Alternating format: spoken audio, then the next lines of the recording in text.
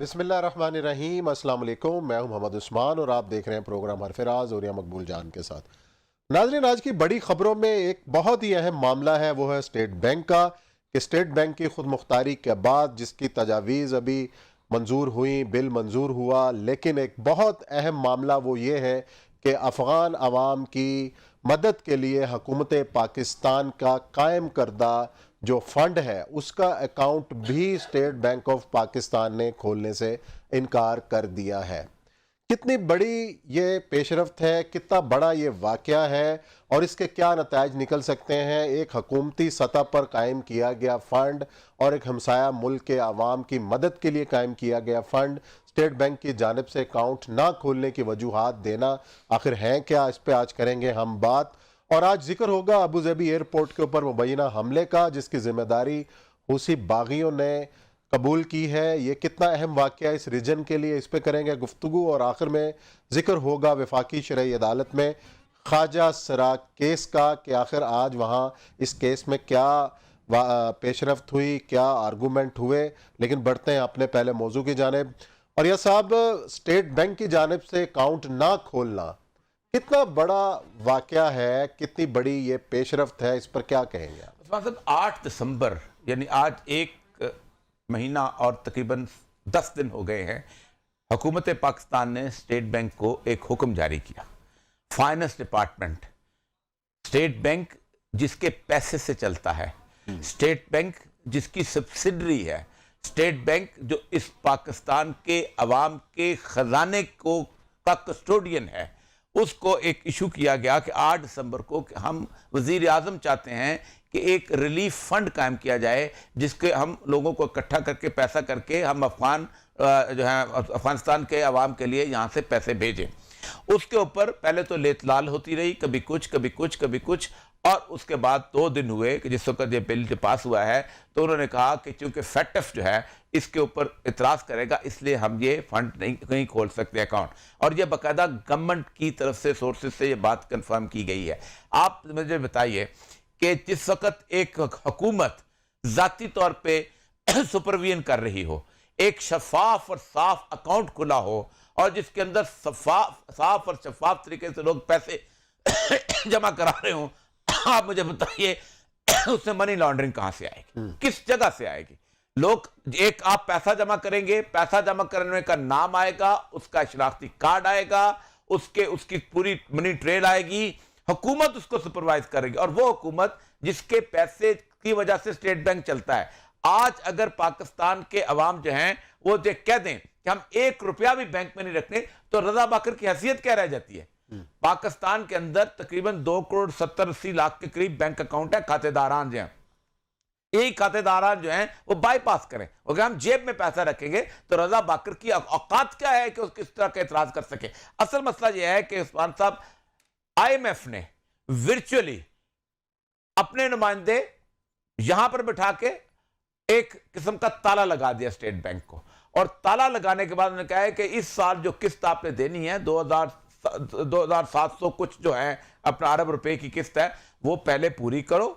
जब पूरी कर लोगे तो फिर हम स्टेट बैंक का ताला खोलेंगे, फिर तिजोरी से आप अपने लिए और ये साहब मसला तो ये है कि आप खुद IMF के पास गए हैं पैसे लेने, IMF आपको पैसे दे रहा है, साथ अपनी शराइत भी आयद कर रहा है, साथ अपनी टीम भी साथ भेज रहा है। पहले वजीर खजाना साहब भी उनके थे, फिर स्टेट बैंक के गवर्नर भी उनके आए, डिप्टी भी उनके आए। तो जाहिर है जिसने पैसे देने हैं उसने अपनी शराइत तो रखनी है। अगर ये अकाउंट नहीं खुलता अब इस सूरत हाल के अंदर, अफगान सपोर्ट फंड जो भी है, अब उसका तरीकाकार क्या है? क्या हम इसको भूल जाएं या हम इतने बेबस हो गए हैं हम अपने फैसले भी खुद नहीं कर सकते? अब ये बेबसी की इंतहा है। देखिए, एक बात तय है कि कुछ भी हो, कहीं भी लोग मौजूद हों, उन्होंने खाना होता है, उन तक रिस्क पहुंचता है। आप लीगल रास्ते बंद करेंगे, दूसरे रास्ते शुरू हो जाएंगे। जाहिर बात है, एक 6-7 करोड़ की पॉपुलेशन है वहां पर अफगानिस्तान के अंदर, और अफगानिस्तान के अंदर अगर आप नहीं भी भेजते थे तब भी उनकी यहां से और तो कोई रास्ता नहीं है उनके लिए। ठीक, लैंडलॉक कंट्री है, लैंडलॉक कंट्री को पाकिस्तान के रास्ते जाएगा या ईरान के रास्ते जाएगा, कहीं ना कहीं से उनको कुछ ना कुछ पहुंचता रहेगा। और ईरान तो ऑलरेडी जो है वो इस तरह की सूरत हाल में है कि वो पहुंचा भी देगा, क्योंकि जाहिर बात है उस पर तो वैसे पाबंदियां लगी हुई हैं, और वो तो अपनी बंदरगाह को इस्तेमाल कर। इसका मतलब यह है कि स्टेट बैंक پاکستان کی بنیادی اسٹریٹجی کے اوپر ہاتھ اٹیک کر رہا ہے. یعنی پاکستان اس خطے کے اندر اپنا مغربی سرحد جو ہے اس کو سیو کرنا چاہتا ہے. طالبان کی گورنمنٹ 20 سال کے بعد پاکستان کے حق میں ایک گورنمنٹ آئی ہے, پاکستان کا مفاد ہے. اسٹیٹ بینک کس کے ایجنڈے پہ چل رہا ہے؟ کیا بھارت کے ایجنڈے پہ چل رہا ہے؟ لیکن ایک آرگومنٹ تو اور یہ سب یہ دیا جا رہا ہے کہ افغان طالبان کی اس حکومت کو ابھی کسی بھی ملک نے قبول نہیں کیا بشمول پاکستان کے. جب ایک حکومت ہی ریکگنائز نہیں ہے تو اس کی مدد کے لیے اکاؤنٹ کیسے کھولے؟ یہ آرگومنٹ دیا جا رہا ہے. عثمان صاحب, جس حکومت کو تسلیم نہیں کیا گیا تھا, حکومت کی چھوڑ دیں, جب وہ طالبان تھے کیا ان کو جہاز پہ ٹکٹ ملتی تھی؟ وہ قطر جاتے تھے, وہ قطر میں رہتے تھے, وہ جا کے اس دوران جس وقت مذاکرات ہو رہے تھے وہ ایران جاتے تھے, مذاکرات کرتے تھے, وہ چین جاتے تھے, مذاکرات کرتے تھے, وہ روس جاتے تھے, مذاکرات کرتے تھے, وہ پاکستان آتے تھے, مذاکرات. یہ کس قسم کا تماش بھی نہیں ہے یار کہ آپ ایک پورے کا پورا, اور آپ لکھتے ہیں کہ ہم جو ایگریمنٹ ہے امریکہ کا اس کو دیکھیں کہ طالبان اسلامی امارات Afghanistan of which United States does not recognize agrees to, آپ ایک پورا معاہدہ کرتے ہیں, اس معاہدے کے تحت آپ فوجوں کو انخلا کرتے ہیں, اور کیا ریکگنائزیشن ہوتی ہے؟ آپ اس کا مطلب یہ ہے کہ صرف سائن اپ پیپر ریکگنائزیشن ہوتی ہے. امریکن سفیر وہاں جا کے ملتے ہیں, باقی لوگ وہاں جا کے قطر میں ان سے مذاکرات کرتے ہیں. کیسی مسئلہ یہ نہیں ہے, مسئلہ یہ ہے کہ وہ تو بات ایشو ہے, اس کے باوجود بھی ایئر لائنز آ رہی ہیں, ٹھیک ہے, مختلف قسم کے ابھی وہ انہوں نے ابھی تاجکستان وہ گئے ہوئے تھے اسی بات کے مذاکرات کے اوپر. ابھی وہ جا کے وہاں پر ایران میں جا کے انہوں نے جا کے مذاکرات کیا ہے کہ جو احمد شاہ مسعود کے بیٹا اور حکمت یار ان ساروں کے بارے میں کیا ہو, واپس آؤ اور مین سٹریم کے اندر شامل. ابھی انہوں نے اپنا بجٹ بھی منظور کیا ہے. ان کا مسئلہ صرف یہ ہے کہ آپ نے ایک انٹرنیشنل سیزر بنایا ہوا ہے, وہ اپنی جگہ موجود ہے. لیکن مجھے صرف کہنے کی صرف بات یہ ہے کہ اسٹیٹ بینک جو ہے یہ کس کا بینک ہے جس نے پاکستان کے بنیادی مفاد کے اوپر اٹیک کیا ہے؟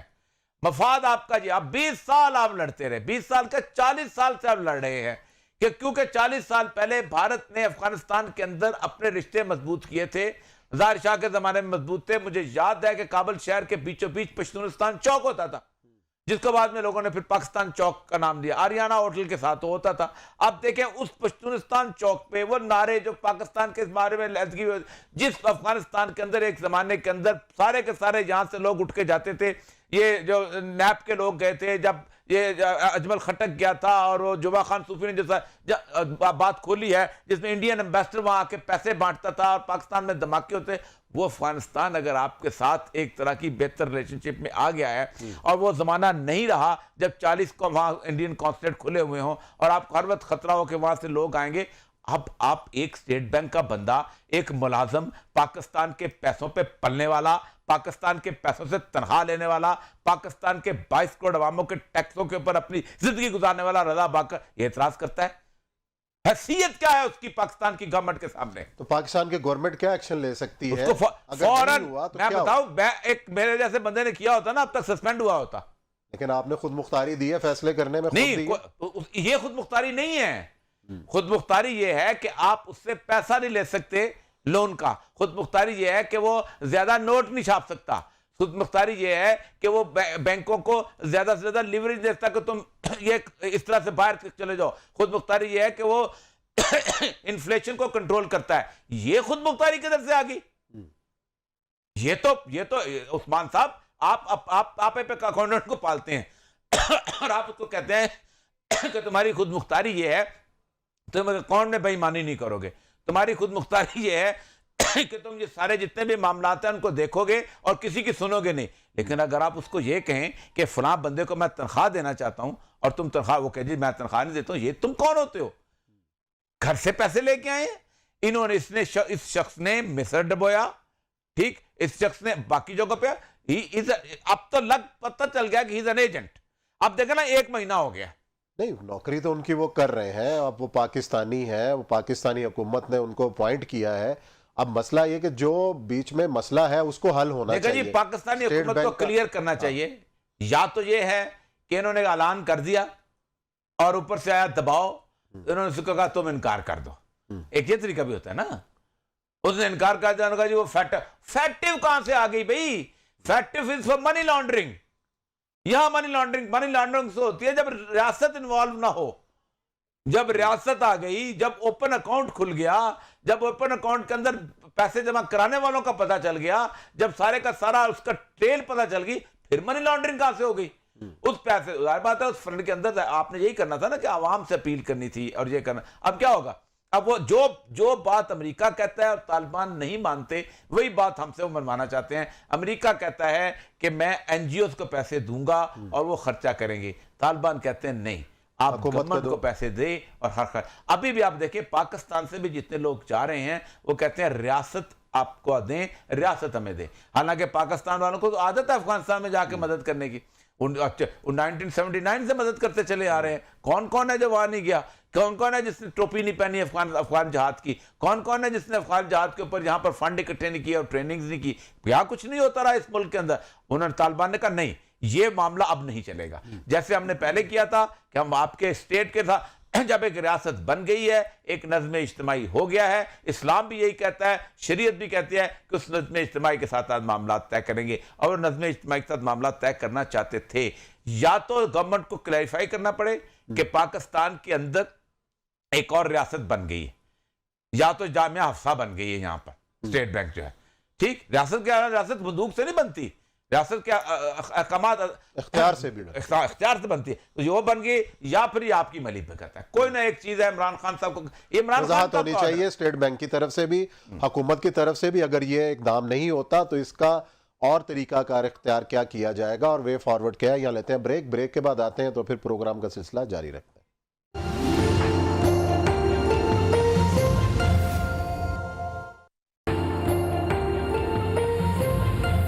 آج ایک بڑا واقعہ ہوا ہے، وہ ہے ابوظہبی، جہاں پہ ابوظہبی ایئرپورٹ پر نشانہ بنایا گیا آئل ٹینکروں کو، اور کہا یہ جا رہا ہے کہ حوثی باغیوں کی طرف سے حملہ کیا گیا. اس کے اندر ایک پاکستانی بھی جاں بحق ہوئے اور باقی 2 مرنے والوں کا تعلق بھارت سے ہے. حوثی باغیوں نے کہا ہے کہ اس حملے کی تفصیلات جلد سامنے لائی جائیں گی. اس پوری جنگ کے دوران ابوظہبی پہ ہونے والا یہ پہلا حملہ ہے جہاں پہ عرب ریاست کو نشانہ بنایا گیا. کتنا بڑا واقعہ ہے. اور یہ صاحب یہ کہ جس طریقے سے نشانہ بنایا گیا اور اس کی جو ویڈیو سامنے آئی ہے اور دھواں اٹھتا ہوا نظر آ رہا ہے، اور حوثی باغیوں نے اس کو کہا ہے کہ اس کی تفصیلات بھی جاری کی جائیں گی. ابوظہبی کے اوپر حملہ اور اتنے اہم اسٹریٹجک جگہ پر حملہ، کیا پیغام دے رہے ہیں حوثی باغی؟ اور ایک طرف تو ہمیں یہ اطلاعات مل رہی تھی کہ شاید معاملہ مذاکرات کی طرف جا رہا ہے اور یہ جنگ بھی جو ہے بالآخر ختم ہو جائے گی، لیکن یہ تو آگ کے شعلے اور بڑھتے ہوئے نظر آ رہے ہیں ریجن کے اندر. دیکھیں مسئلہ سارا یہ ہے کہ یہ جو پورے کا پورا سعودی عربیہ ہے، اس کے ارد گرد جتنی بھی ریاستیں ہیں، جن میں یمن آتا ہے، جن میں اس کے بعد مسقط عمان آتا ہے، اس کے بعد پورے کا پورا یو اے ای کی 7 ریاستیں آتی ہیں، پھر کویت آتا ہے، پھر قطر آتا ہے، اور اس کے بعد آگے جا کے بحرین آتا ہے. یہ ساری کی ساری ریاستیں جو ہیں، ان پر صدیوں سے آپس میں لڑائی ہوتی تھی، رومنز کی اور ایرانیوں کی. زیادہ تر یہ ایرانیوں کے زیر اثر رہتی تھیں. جب رومنز آ جاتے تھے تو وہ شام کا علاقہ اور یمن کا، اس کا فلسطین کا علاقہ فتح کر لیتے تھے، اور یہ نیچے کا علاقہ جو ہے یہ ایرانیوں کے پاس رہ جایا کرتا تھا. اس علاقے کی مختلف قسم کی ٹریڈیشن جتنی بھی اسی طرح کی چلی آ رہی ہیں. اسی لیے بہت حد تک ہمیشہ سے اس مین سینٹرل عرب کے جو باغی ہوتے تھے وہ زیادہ تر انہی علاقوں کے اندر پناہ لیا کرتے تھے، اور زیادہ تر وہ عرب کے بدو ہی وہاں پر ہوا کرتے تھے. لیکن تیل کے آنے کے بعد ہوا یہ ہے کہ اچانک ان سارے علاقوں کے لوگوں کو اہمیت مل گئی. یہ جو سارے بڑے بڑے لوگ تھے، یہ جس وقت تیل نہیں ہوتا تھا، آپ کو اندازہ ہوگا کہ حاجیوں کے جب قافلے جایا کرتے تھے تو راستے کے اندر جتنے بھی قذاق ہوتے تھے وہ اسی علاقوں کے اندر ہوا کرتے تھے. اور اب ان کے ذابط بہت زیادہ تیل آ گیا. رسول اللہ صلی اللہ علیہ وسلم کی ایک بڑی مشہور حدیث ہے جو کہ فتن کے اوپر سب سے بڑی حدیث ہے. آپ صلی اللہ علیہ وسلم اپنی وصال سے، دنیا سے پردہ کرنے سے صرف چند دن پہلے صحابہ کے ایک مجمع میں بیٹھے ہوئے تھے، اور آپ صلی اللہ علیہ وسلم کے پاس ایک صاحب بہت سفید اجلے کپڑوں میں آ کے بیٹھ گئے، اور انہوں نے ان کے ساتھ اپنا گھٹنے سے گھٹنا لگا دیا. تو صحابہ بڑے حیران ہوئے اور کہا کہ اچانک ہاتھ رکھا اور ایک سوال پوچھا کہ یا رسول اللہ یہ بتائیے کہ اسلام کیا چیز ہے. تو آپ نے بتایا. پھر اس سے پوچھا یا رسول اللہ یہ بتائیے کہ ایمان کیا چیز ہے. آپ نے یہ بتایا. پھر تیسرا انہوں نے ایک اور سوال پوچھا، احسان کیا چیز ہے. تو آپ نے احسان کا جواب دیتے ہوئے کہا کہ اللہ کی ایسی عبادت کرو جیسے تم اسے دیکھ رہے ہو، اگر ایسا ممکن نہیں تو پھر ایسے کرو جیسے وہ تمہیں دیکھ رہا ہے. اس کے بعد 2 سوال ایسے کیے جو اس سارے ایریا کے بارے میں آتے ہیں. آپ سے پوچھا گیا کہ قیامت کب آئے گی، تو آپ نے جواب دیا کہ پوچھنے والے سے جاننے والا زیادہ نہیں جانتا، جتنا تم جانتے اتنا ہی میں جانتا ہوں، یعنی کل علم العلم عند اللہ۔ اگلا سوال کہ کہا اشراط الساعہ یعنی علامات کیا ہے، تو آپ نے کہا جب عرب کے ننگے پاؤں پھرنے والے چرواہے اونچی اونچی بلند و بالا عمارتیں بنانے میں ایک دوسرے کا مقابلہ کرنے لگیں گے، اور دوسرا تھا کہ لوڈی اپنے آقا کو جنم لے گی۔ تو یہ علامت جو ہے یہ کمپلیٹ ہوئی۔ اس کے ساتھ ایک اور حدیث کی علامت آتی تھی کہ جب قبیلہ دوس جو ہے، یہ یمن کے علاقہ کا قبیلہ جو تھا، اس کی عورتوں کی سرین بتوں کے گرد گھوم لے گئے گی۔ تو ابو دھابی جو ہے اس کی مین ایگزامپل ہے۔ آپ کو یاد ہوگا کہ وہ عمار کا ٹاور اور نخیل دونوں کیسے ٹاور بنانے میں مقابلہ کرتے تھے، اور یہ جو برج خلیفہ جو بنا ہے اس کا مقابلہ کتنے عجیب و غریب طریقے سے ہو رہا تھا، اور اس کے ساتھ ساتھ وہاں مندر بھی بن گیا اور وہ سارا اس پورے علاقے کے اندر ایران جو ہے وہ اپنی پرانی اس ہیجمنی کے حساب سے چلتا ہے، اور اس کی وہ پراکسیز چل رہی ہیں۔ اب آج سے کچھ عرصہ پہلے شام کے علاقے میں دیر الزور میں ہوا یہ تھا کہ ایران نے وہاں پر حملہ کیا تھا، اور وہاں پر باقاعدہ امریکن کیمپ کو حملہ کیا، اور انہوں نے پھر ریٹیلیٹ بھی کیا۔ یہاں پر یمن کے اندر جو ہیں یہ بیسیکلی زیدیہ فرقہ کے لوگ ہیں۔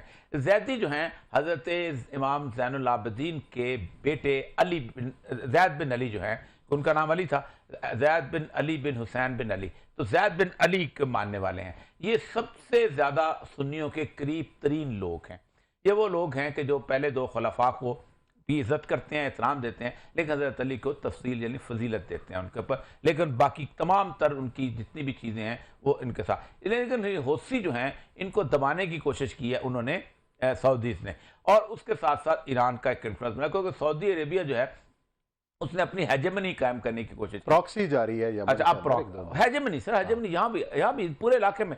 اب ہوا یہ ہے کہ ساری 12-13 پراکسیز کے اندر سب سے بڑی دلیل جو سعودیز دیتے ہیں کہ ہم اسرائیل کے ساتھ تعلقات اس لیے بنا رہے ہیں کیونکہ ایران ہمارے پیچھے ہے، تو یہ ہے وہ۔ تو جب ایران پیچھے نہیں تھا تب کون سے تم اسرائیل کے ساتھ دشمنیاں کر رہے تھے؟ 48 میں تم نے کیا کر لیا، 67 میں تم نے کیا کر لیا، 73 میں ایک فیصل اللہ کا بندہ وہ آیا تھا، وہ اس میں لڑا تھا۔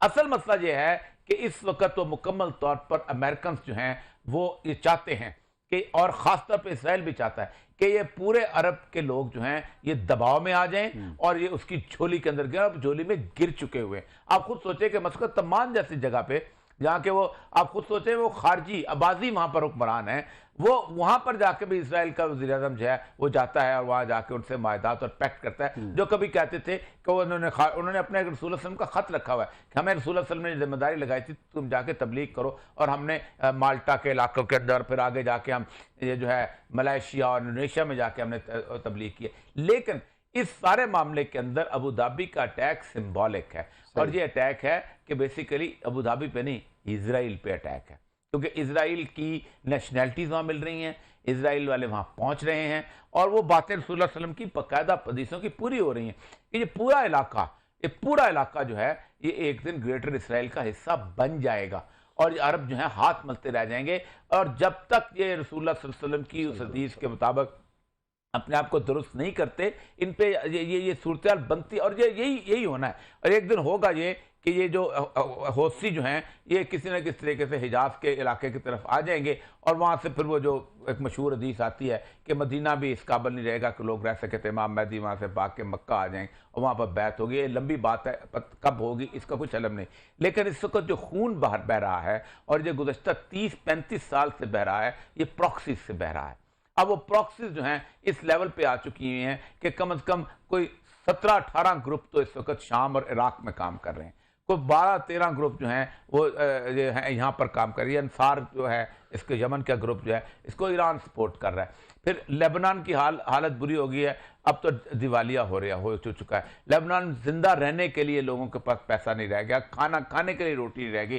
اسی ساری کانفلکٹ کے اندر یہ شیعہ کا علاقہ ہے، یہ سنی کا علاقہ ہے، یہ عیسائی کا علاقہ ہے، ایسا بٹا ہوا ہے کہ آپ ایک گلی سے دوسری گلی تک آپ کراس نہیں کر سکتے۔ تو یہ پورے کا پورا خطہ جو ہے اس بری طرح کی اس آگ کی لپیٹ میں آ گیا ہے کہ وہ حدیث مجھے آج بالکل سچ ہوتی ثابت ہو رہی ہے کہ آپ صلی اللہ علیہ وسلم نے فرمایا کہ مشرق کا سمندر بند ہو جائے گا، جو جہاں ہے وہیں رہ جائے گا اور باہر نہیں نکل سکے گا، اور مشرق کا سمندر جو ہے وہ وہی ہے کہ جو شط العرب سے شروع ہوتا ہے اور خلیج فارس سے ہوتا ہوا گوادر تک اور پستی تک اس جگہ پہ آتا ہے۔ اصل مسئلہ یہ ہے عثمان صاحب کہ یہ جو اٹیک ہوا ہے یہ بنیادی طور پر نہ صرف ابوظہبی پہ اٹیک ہوا ہے بلکہ ابوظہبی کی اس پالیسیز اور اسرائیل کے اس معاملے پہ اٹیک ہوا ہے کہ اب دیکھتے یہ ہیں کہ اگر اسرائیل بیچ میں کودتا ہے، کیونکہ اسرائیل کا پچھلے بینجامن نیتنیاہو کا بیان بھی آیا تھا، اس نے کہا تھا کہ ہم جو ہیں، اور وہ جو نیا ان کا وہ ہے اس کا بیان آیا تھا وزیر اعظم کا کہ ہم خود نمٹ لیں گے، امریکہ پیچھے ہٹ جائے، ہم خود سنبھال لیں گے وہ پیچھے۔ اب دیکھیں نا 4 فلائٹس ہیں ڈیلی وہاں پر۔ مصر کے حالت یہ ہے کہ صبح بس چلتی ہے وہاں سے زملک سے جزیرے سے، اور وہاں جا کے سیدھی تل ابیب پہنچتی ہے، شام کو یہ لوگ اپنا ڈانس وانس پارٹیاں اٹینڈ کرتے ہیں، ویکینڈ میں صبح سویرے واپس دوسری بس پہ آ جاتے ہیں یا رات رک کے صبح آ جاتے ہیں۔ یہ وہاں پر حالت ہو چکی ہے، اور اردن کا بھی حال یہی ہے، اس نے بھی تسلیم کیا ہوا ہے، رہ پیچھے گیا ہے۔ اب یہی حالت ہو گئی ہے کہ یا تو آپ اپنے طور پہ زندہ رہو اور دوسروں کو مت چھیڑو۔ اب وہ دوسروں کو چھیڑتے ہیں۔ یہ یمن کا جو کرائسس ہے، یہ یمن کا کرائسس آج سے نہیں ہے، گزشتہ 2011-12 سے چلتا چلا آ رہا ہے۔ ابوظہبی میں کرائسس نہیں بنا، انہوں نے اوورآل کنٹرول کر لیا کیونکہ زیادہ تر آبادی جو تھی وہ باہر کے لوگوں کی تھی، اور باہر کے لوگوں کا مسئلہ ہے جس نے کچھ کیا اس کو کان سے پکڑ کے اس کے ملک واپس بھیج دیا۔ اسی طرح قطر میں بھی نہیں ہو سکا، اس طرح قطر میں کوشش کی گئی تھی، آپ کو یاد ہوگا مقاطع کی کوشش کی گئی تھی، اور انہوں نے ابوظہبی پہ الزام بھی لگایا تھا، لیکن وہ ٹیک اوور کر لے کیونکہ آبادی تھوڑی ہے، باقی آبادی دوسری۔ بحرین کا جو مسئلہ ہے وہ مزید اور سنجیدہ ہے، اور بحرین کے اندر آپ کو یاد ہوگا کہ پاپولیشن جو ہے وہ ایک اور سیٹ کیا ہے، دوسرے اور سیٹ کے ہیں، انہوں نے اور طرح کے لوگوں کو بھرتی کر کے فوج کے اس کے اوپر قبضہ کرنے کی کوشش کی ہوئی ہے، اور بحرین کے ساتھ دمام کا علاقہ آتا ہے۔ یہ سارا کانفلکٹ زون بن چکا ہوا ہے، اور یہ کانفلکٹ مسلمانوں کا آپس کا کانفلکٹ کا ہے۔ یہ بالکل وہی قرآن کی آیت والی بات ہے کہ کل والقادر، اللہ کہتا ہے اللہ جب عذاب منکم فوقکم، میں تمہارے پر عذاب نازل کروں تمہارے سروں کے اوپر سے، وتحت ارجلکم، اور تمہارے پاؤں کے نیچے سے۔ لیکن ایک اور چیز ہے، وجلبسکم شیعا، اور میں تمہیں گروہوں میں تقسیم کر کے، ویذیق بعضکم بعضا بعض البعض، میں تمہیں گروہوں میں تقسیم کر کے ایک دوسرے کی گردنیں کٹوا کر عذاب کا مزہ چکھاؤں۔ یہ ایک دوسرے کی گردنیں کٹوا کر عذاب کا مزہ، اب وہ وہاں سے ریٹیلیٹ کریں گے، غریب آدمی ادھر بھی مریں گے، اور روز مر رہے ہیں، سعودی عرب وہاں کر رہا ہے، یہ ادھر کر رہے ہیں، صرف مسلمان مر رہے ہیں، اور کوئی ان کو بٹھانے کی کوشش نہیں کرتا۔ عمران خان صاحب باتیں کرتے تھے شروع میں، ہم کر لیں گے، صلح کرائیں گے، ایران کی سعودی عرب کی صلح کرائیں گے، اور چین اور امریکہ کی بھی صلح کرائیں گے۔ 3 ارب ڈالر آپ لیتے ہیں بھیک میں، پھر کہتے ہیں ہم صلح کرائیں گے، اور صلح کراتا ہے بندہ جو انڈیپینڈنٹلی آزادانہ طور پر۔ اچھا، اور یہ سب ویسے آپس کی بات ہے کہ اس وقت دنیا میں کوئی ایسا مسلم رہنما، کوئی ایسا مسلمان ملک جو ان سب کو بٹھانے کی استطاعت رکھتا ہو، قوت رکھتا ہو، کوئی ایک نام ہو تو بتائیں۔ سر یہی وہ خلا ہے عثمان صاحب کہ جس خلا میں لوگ انتظار کریں گے کہ اللہ تبارک و تعالیٰ جو ہے ہم میں کوئی ایسی قوت بھیجے۔ امام مہدی پہ اسی لیے تو لوگ اکٹھے ہوں گے کہ جب مکمل طور پہ خلا۔ اصل مسئلہ یہ ہے کہ مسلمانوں کا کوئی رہنما نہیں ہے، جتنے بھی 57 اسلامی ملک ہیں سب کے حکمران سیکولر ہیں۔ محمد بن عثمان جو ہے کوئی مسلمان حکمران ہے، سیکولر حکمران۔ عمران خان سیکولر حکمران ہے، اس سے پہلے مشرف سیکولر حکمران تھا، بشار الاسد سیکولر حکمران ہے، اس کے بعد سیکولر ڈکٹیٹرز ہیں، اس کے بعد یہ جو سی لگا یہ سیکولر ڈکٹیٹر ہے، اس نے کچھ ایون مہاتر محمد کو آپ لے لیں، وہ بھی سیکولرزم پورے کا پورا سیکولر حساب سے چلتا ہے۔ حسینہ واجد کو مسلمان حکمران، جس طرح باقی یورپ کے سیکولر حکمران ہوتے ہیں ویسے سیکولر، تو وہ سیکولر ویلیوز کو لے کے چلتے ہیں، لبرل ویلیوز کو لے کے چلتے ہیں۔ اس لیے تو اس نے کہا محمد سلمان نے کہ ہم تو آپ آگے بڑھ جائیں گے، ہم تو یورپ بنا دیں گے اس پورے علاقے کو، اور جب آپ دیکھیں گے کہ جب یورپ بننا شروع ہوگا، سر امن ہوگا تو یورپ بنے گا۔ ہاں، اس کو یہ نہیں پتا کہ لوگ نہیں چاہتے، یہ لوگوں نے جس وقت اس موومنٹ چلی تھی تو لوگوں نے استقبال کیا تھا کہ یار ہمارے اندر مسائل بنے ہوئے ہیں۔ عبدالوہاب نجدی کی جب موومنٹ تھی بہت مشہور ہوئی تھی، تو لیکن اس کے بعد جب آل سعود ساتھ ملی ہے تو انہوں نے اس کو تباہ و برباد کر دیا۔ چلیں جی، دیکھتے ہیں کیا پیش رفت ہوتی ہے اور یہ معاملہ کیا رخ اختیار کرتا ہے۔ یہاں لیتے ہیں بریک کے بعد آئیں گے اور ایشوز کے اوپر بات چیت کا سلسلہ جاری رکھیں۔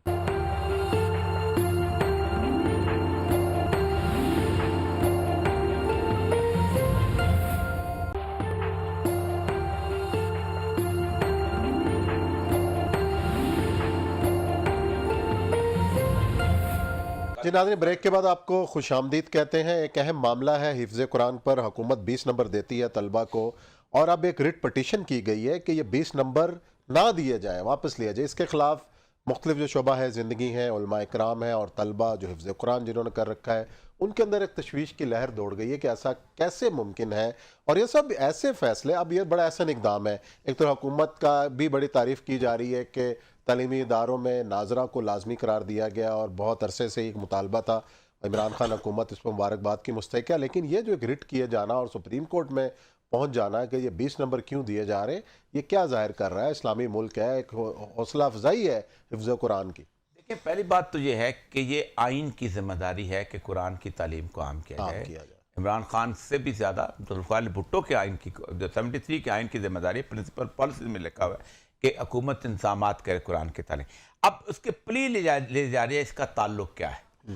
تو پھر سب سے پہلی بات یہ ہے کہ آپ اردو بھی ختم کر دو, آپ انگریزی بھی ختم کر دو, آپ پاکستان سٹڈیز بھی ختم کر دو, آپ جو جنرل قسم کے جغرافیہ اور یہ وہ چیزیں بھی ختم کر دو, آپ حفظان صحت کے اصولوں کے وہ بھی چیزیں بھی ختم کر دو, آپ جب باقی جینڈر سٹڈیز پڑھاتے ہیں وہ ختم کر دو بھائی.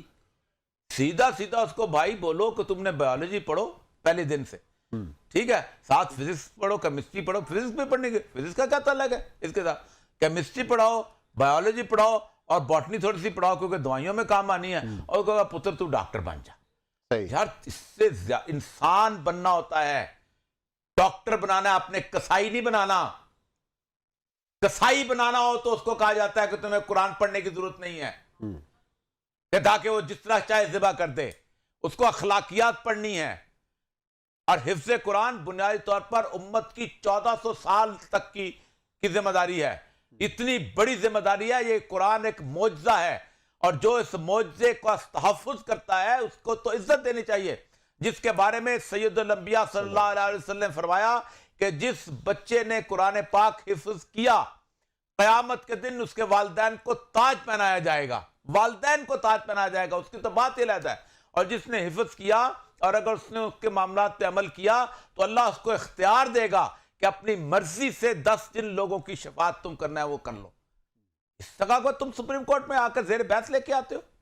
اگر آپ نے قرآن زیر بحث لایا تو سب ختم کرو, پھر صرف سائنس کو لے کے آؤ, پھر کہو کہ سائنس پڑھو. کچھ پڑھنے کی ضرورت نہیں ہے, یہ بھی پڑھنے کی ضرورت نہیں ہے کہ ججوں کی عزت کیسے کرتے ہیں. توہین عدالت کا قانون بھی نہیں پڑھنے, کیونکہ کیا تعلق ہے ڈاکٹر کا توہین عدالت کے ساتھ؟ کیا تعلق ہے اس کا فائز عیسیٰ کے ساتھ؟ کیا تعلق ہے اس کا چیف جسٹس کے ساتھ؟ ختم. علم ختم کرو سارے کا سارا. لا ختم کرو پڑھانا. یہ بھی ختم کرو کہ اس نے ٹریفک کے اصولوں کی پاسداری کیسے کرنی ہے. یہ بھی ختم کرو کہ اس نے حکومت کی بات کیسے ماننی ہے. یہ بھی ختم کرو کہ اس نے نکاح کیسے کرنا ہے. یہ بھی ختم کرو کہ اس نے ماں باپ کی عزت کیسے کرنی ہے. یہ بھی ختم کرو کہ اس نے چھوٹوں سے پیار کیسے کرنا ہے. ختم کر دو بھائی. اس سے زیادہ تو برا قانون ہی کوئی نہیں ہوتا. ایک آدمی, فار ایگزامپل میں ہوں, میرے سائنس میں کم نمبر آتے ہیں, لیکن میں باقی نمبروں جگہوں سے نمبر زیادہ لے لیتا ہوں. مطلب میرے پاکستان سٹڈی میں اچھے نمبر آ جاتے ہیں اور میرا میڈیکل کالج میں داخل ہو جاتا ہے. آپ کہیں گے نہیں, صرف وہ نمبر گنو جو بایولوجی کے ہیں, فزکس سے نہیں گنو, کیونکہ فزکس کا کیا تعلق ہے اس کے ساتھ؟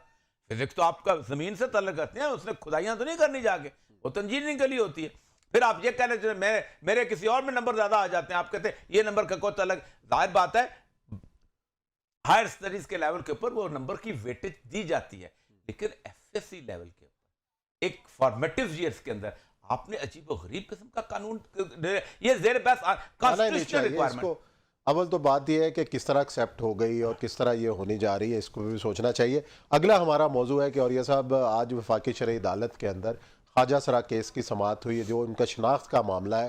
زیر بحث رہا, آپ خود آج بھی عدالت کے اندر پیش ہوئے شہر اقتدار کے اندر, تو کیا معاملات آج رہے ہیں ذرا بتائیے گا. کہ آج کوئی بڑی جو بات ہوئی ہو ریمارکس کے اندر, اور آپ نے جو دلائل دیے ہیں ان کا جو محور تھا وہ کیا تھا, اور عدالت کا جو موڈ اور جس قسم کے ریمارکس آئے سامنے اس کے بارے میں بتائیں. دیکھیں آج بڑی زہر حاصل بحث ہوئی ہے, میں نے بھی تقریباً 1 گھنٹے قریب وہاں دلائل دیے ہیں, اور آج اچھی بات یہ ہوئی ہے کہ جو بنیادی طور پر ہماری کنٹینشن تھی کہ اس جو قانون بنایا گیا اس سے ایک راستہ نکالا گیا ہے LGBT کا, کیونکہ اس میں یہ کہا گیا ہے کہ کوئی ایک شخص جو ہے وہ جیسے سیلف پرسیوڈ اس کی آئیڈینٹی ہوگی اس کے حساب سے وہ جو ہے وہ آگے جا کے وہ اپنے آپ کو سیکس چینج کر سکتا ہے, اور ناظرہ کو اختیار دے دیا گیا, اس کو رولز بھی بنائے. تو آج عدالت نے جو بنیادی حکم نامہ جاری کیا ہے, انہوں نے یہ جاری کیا ہے کہ حکومت سے مانگ لیا ہے کہ بتائیں کہ اگر ایک آدمی جعلی خواجہ سرا بنتا ہے تو اس کی کیا پہچان ہے. تو ہمارا جو بیسک انٹینشن یہ تھی کہ شریعت جو ہے وہ 4 حصوں میں تقسیم کرتی ہے خواجہ سرا کو. نمبر 1 خنثی مذکر, یعنی وہ خواجہ سرا جو کہ جس کے اندر مردانہ کوالٹی زیادہ ہوں، مردانہ اعضاء جو ہیں حاوی ہوں، اس کو مذکر کہتے ہیں. اس کا جائیداد میں وہی حصہ ہوتا ہے جو مذکر کا حصہ ہوتا ہے. دوسرا ہے خنثی مؤنث، جس کے عورتوں کا اجزاء زیادہ ہوں، باقی چیزیں پرپورشن زیادہ ہوں، اس کا حصہ. ایک ہوتا ہے خنثی مشکل، جس کے برابر کے ہوں، اس کے بارے میں بھی شریعت کے اہم احکام ہیں. ایک ہوتا ہے متخنث، اس کا کہ جو بنا ہوا ہوتا ہے ہجڑا. اس پہ رسول اللہ صلی اللہ علیہ وسلم نے باقاعدہ لعنت کیجیے، اور باقاعدہ عدالت نے بھی اس کے اوپر لکھا ہے کہ باقاعدہ لعنت کے جو بنتا ہے. اب اس کے لیے میڈیکل ایگزامینیشن بہت ضروری ہے.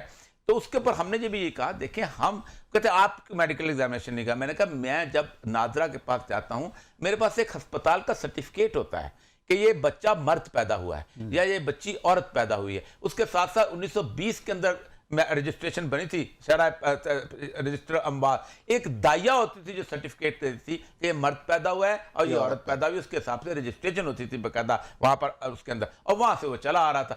آج بغیر میڈیکل سرٹیفکیٹ کے ہماری رجسٹریشن نہیں ہوتی. اس طرح پھر ہم نے یہ بھی دلائل دیے کہ شریعت یہ کہتی ہے کہ ایک آدمی جو ہے وہ پیدائش کے وقت اس کا کیسے مخنث کا پتہ چلے گا، اور بلوغت کے بعد کیسے پتہ چلے گا، یعنی وہ بالغ ہو جاتا ہے تو پھر اس کی کیسی علامتیں ہوتی ہیں. لیکن جو سیلف پرسیوڈ آئیڈینٹی کہا گیا ہوا ہے، یہ تو دنیا کے کسی قانون میں نہیں ہوتی. مطلب یہ ایسے ہی ہے کہ میں جا کے کہہ دوں کہ میں اندر سے قاتل ہوں، لگتا ہے مجھے ٹھیک ہے، اگر مجھے مانا جائے، کیونکہ مجھے اللہ نے میرے اندر قاتل کی روح رکھی ہوئی ہے. ایک کہتا ہے میرے اللہ نے میرے اندر خودکشی کرنے والی روح رکھی ہوئی ہے. تیسرا کہتا ہے میرے اندر اللہ تعالیٰ نے ہیروئن پینے کی روح رکھی ہوئی ہے. یہ روح کی تو ڈسکشن ہی نہیں اس کے اندر ہوتی، یہ تو ڈیویشنز ہے. تو اس کے اوپر باقاعدہ بڑا اچھا اس پہ رسپانس رہا، اور آج جو انہوں نے باقاعدہ مانگ لیے ہیں اور انہوں نے کہا ہے کہ آپ اس کو بتائیں کہ کیا ہے. کیونکہ پیرنٹ لا کے سبارڈینیٹ جو انہوں نے رولز بنائے ہیں اس کو بھی فالٹ، ان میں تو رولز میں تو یہاں تک کر دیا گیا ہے کہ باقاعدہ جو ہے سیکس، آج تو حیران رہ گیا ہوں، یہ ابھی عمران خان صاحب کی حکومت نے یہ کیا ہے.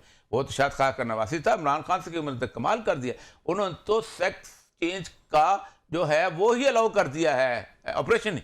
اچھا ہاں، انہوں نے باقاعدہ جو رول بنایا اس نے کہا ہے کہ WHO کی جو ٹرانسجنڈر ہیلتھ گائیڈ لائن ہے اس کے مطابق آپ عمل کریں گے. اس کے اندر تو سب کچھ ہے، آپ لیزر کروا سکتے ہیں بال ریموو کرنے کے لیے، آپ اپنا امپلانٹیشن کر سکتے ہیں اپنا جسمانی اعضاء کو بڑھانے کے لیے، آپ اس کے ساتھ ساتھ یہ ہے کہ آپ اپنا سیکس جینڈر اس کو چینج کر سکتے ہیں، سیکس چینج آپریشن کرا سکتے ہیں، وہ جو آرٹیفیشل قسم کے جو اچھا. لیکن اعضاء صاحب لگاتے ہیں. آپ یہ جو آج جو سارے ریمارکس ہوئے، اگر یہ دلائل مان لیے جاتے ہیں اور جو قانون سازی پارلیمنٹ نے کر دی ہے اس حوالے سے، جس کے حوالے سے آپ وفاقی شرعی عدالت گئے ہیں، اس کے بعد طریقہ کار کیا ہوگا؟ وفاقی شرعی عدالت اگر فیصلہ دیتی ہے، آرٹیکل 227 بائنڈنگ ہے، شریعت کورٹ کی رولنگ بائنڈنگ ہے قانون اس کے اندر، اور وہ بائنڈنگ یہ ہے کہ آپ کو قانون اس کے مطابق تبدیل کرنا پڑے گا. بالکل ٹھیک ہے کہ اگر وفاقی شرعی عدالت اس کے خلاف فیصلہ دیتی ہے تو پارلیمنٹ کو پھر یہ قانون تبدیل کرنا پڑے گا. اسی نوٹ کے ساتھ پروگرام ختم کرتے ہیں. کل انشاءاللہ نئے موضوعات کے ساتھ آپ کی خدمت میں حاضر ہوں گے. اپنا بہت خیال رکھیے گا. اللہ حافظ.